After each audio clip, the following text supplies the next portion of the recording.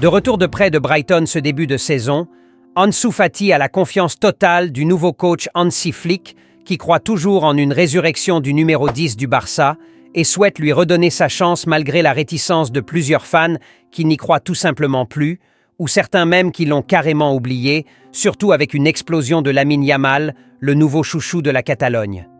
Malgré les blessures infinissables connues par le passé, tout est néanmoins très loin d'être fini pour Ansu Fati, surtout avec l'arrivée d'un nouveau coach qui lui fait confiance. Il semble que c'est le moment ou jamais pour la rédemption. Wow! Enfin, c'est ce qu'on croyait tous. Nous sommes maintenant presque à la moitié de la nouvelle saison et on aura tout vu, sauf une rédemption d'Ansu Fati. Malgré que le Barça soit la meilleure attaque d'Europe actuellement, Ansu Fati n'a pas encore un seul but à son actif, ni une seule passe décisive depuis. Ce qui s'explique aussi un peu par le manque de temps de jeu, mais avec l'effectif actuel d'Hansi Flick, les temps de jeu, faut les mériter.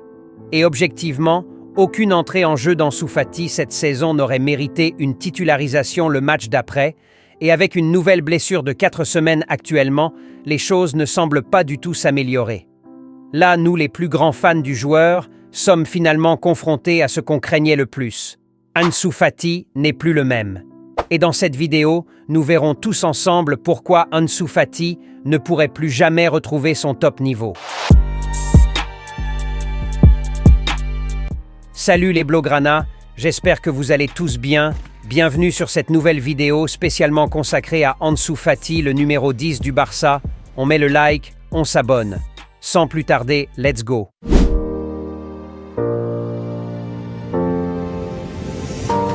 Tout d'abord, intéressons-nous un peu à pourquoi le joueur semble totalement différent sur le terrain actuellement.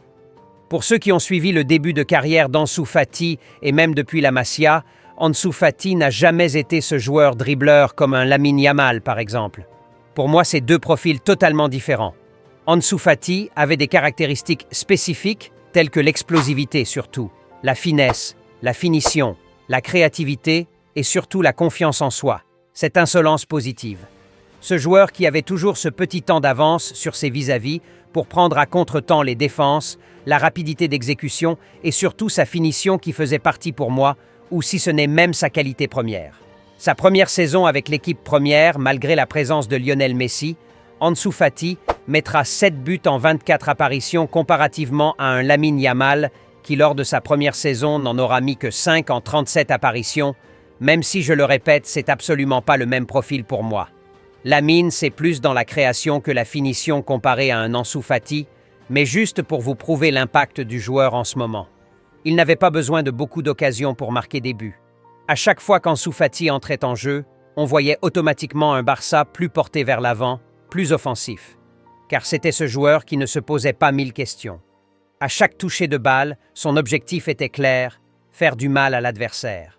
Et c'est ce qui effraie le plus comparé à la version du joueur que l'on voit actuellement. Même après sa blessure principale lors de ses débuts, dès qu'il revenait, il marquait systématiquement à chaque rentrée, ce qui prouve qu'il avait toujours au moins cette finition pour lui, mais au fur et à mesure, Ansu Fati aura tout perdu.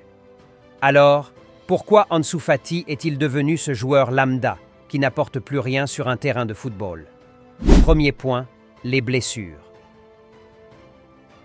Pour moi, tout part de là, et si l'on se rappelle bien, de retour de sa première blessure, une rupture du ménisque en 2020, le joueur a quand même pu retrouver son niveau d'avant.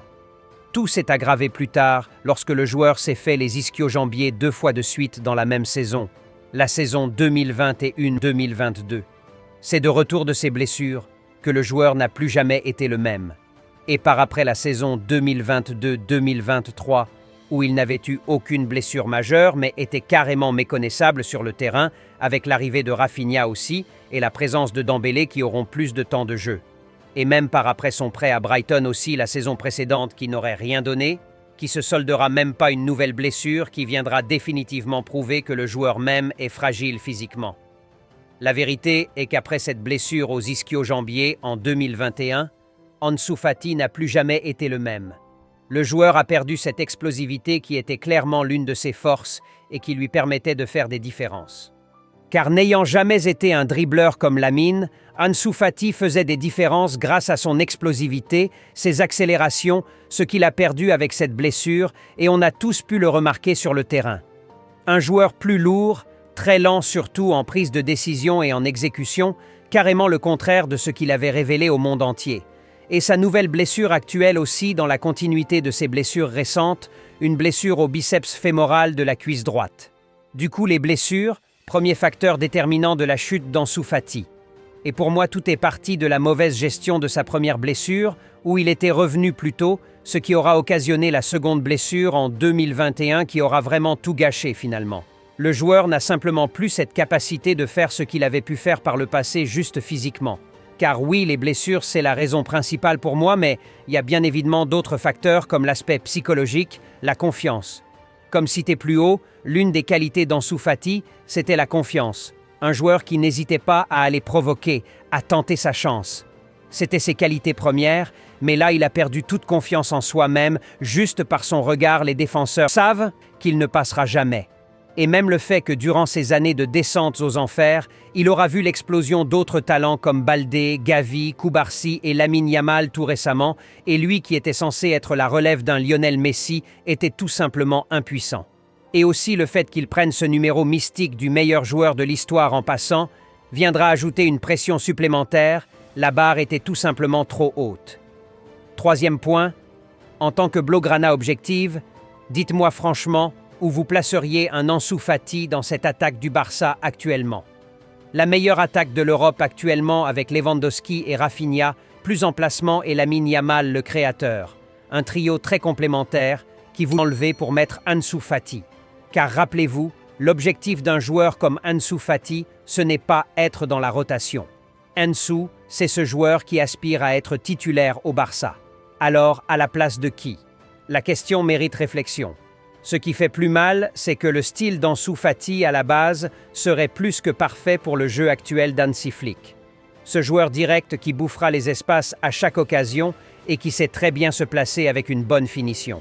Avec l'effectif actuel du Barça, ces genres de joueurs ne peuvent que se régaler avec un Lamine Yamal et un Pedri sur le terrain qui peuvent même te trouver depuis ton salon avec une qualité de passe hors norme. C'est ce qu'on voit actuellement avec un Rafinha qui se régale et qui est devenu actuellement très indispensable pour le jeu d'Hansi Flick. Pour moi, un Ansu Fati au top serait ce qu'est Rafinha, mais en mieux. Imaginez juste une seconde une attaque Ansu Fati Prime, Lamine Yamal et Lewandowski en pointe, quel régal ça serait. Même s'il n'est jamais trop tard et que mon cœur de supporter me dit toujours de croire en Ansu Fati, ma tête et la réalité sont tout autres. Pour moi, le joueur a actuellement deux choix, soit faire le maximum pour se remettre à 100% de son problème au niveau de la jambe, car c'est le seul moyen pour lui de revenir au top et ce qui n'est pas aussi évident que ça, ou soit pourquoi pas retourner dans le club de sa ville natale, le FC Séville, qui veulent bien de lui et avoir une carrière décente d'un joueur de la Liga. Deuxième option plus compliquée tout de même, surtout connaissant les ambitions du joueur et les attentes autour de lui. On se rappelle tous des déclarations de son père par le passé. Mais la vie est telle que, d'une façon ou d'une autre, va falloir faire face à la réalité à un moment donné, et la réalité actuelle est qu'Ansu Fati a plus de chances de mal finir sa carrière que de revenir au top. Mais on ne dit jamais, jamais. Nous, en tant que supporters, même sans attente particulière, on continuera de suivre le joueur, et notre prière, c'est qu'il retrouve ne serait qu'une partie de ses capacités d'avant et qu'il ait plus ou moins une carrière décente. Bon courage Ansu Fati et bonne chance pour la suite. Les Blaugrana. J'espère que cette vidéo dédiée Ansu Fati vous aura plu. N'hésitez pas à donner vos avis dans les commentaires si vous croyez vous encore en une rédemption ou si vous êtes prêt à faire face à la réalité. On like, on s'abonne. Plus qu'un club. Visca Barça et Visca Catalunya.